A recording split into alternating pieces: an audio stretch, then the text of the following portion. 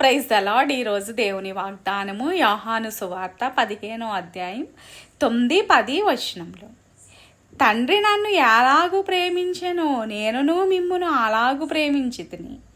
నా ప్రేమయందు నిలిచియుండుడి. నేను నా తండ్రి ఆజ్ఞలు గైకొని ఆయన ప్రేమయందు నిలిచియున్న ప్రకారము మీరును నా ఆజ్ఞలు గైకొనిన ఎడల నా ప్రేమయందు నిలిచియుందురు. దేవాది దేవుని కుమారుడు ఆయన తండ్రి ఆజ్ఞలు ఎప్పుడు కూడా మీరలేదు. ఆయన తండ్రి ఆజ్ఞలు శిరస వహించారు. మనం కూడా అలానే దేవుని ఆజ్ఞని మనం మేరకుండా ఆయన ఆజ్ఞను ఎప్పుడైతే మనం గైకొంటామో అప్పుడు ఆయన ప్రేమను సంపూర్ణంగా మనం పొందుకుంటాము.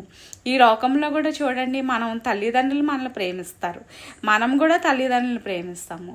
కానీ వారి ఆజ్ఞలు మనం గైకొంటే వారు మరెక్కువగా మనల్ని ప్రేమిస్తారు. అలాగే మనం కూడా దేవుని ఆజ్ఞని మనం గైకొనిన ఎడల దేవుడు మనల్ని మరింతగా ప్రేమించి ఆయన రాజ్యంలో మనందరికీ కూడా స్థానాన్ని అనుగ్రహిస్తారు.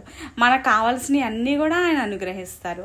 ఎవరైతే నా ఆజ్ఞలన్నీ గైకుంటారో, ఎవరైతే నా యందు నిలిచి ఉంటారో, అలాంటి వారు మీకు ఏది ఇష్టమో అది అడుగుడి, నేను మీకు అది అనుగ్రహిస్తానని ప్రభువైన యేసుక్రీస్తు వారు వాగ్దానం చేశారు. అలాగే మనము ఆయన ఆజ్ఞలు గైకొని మనకి ఏది ఇష్టమో మనం అడిగితే ఆయన మనకు అనుగ్రహిస్తారు.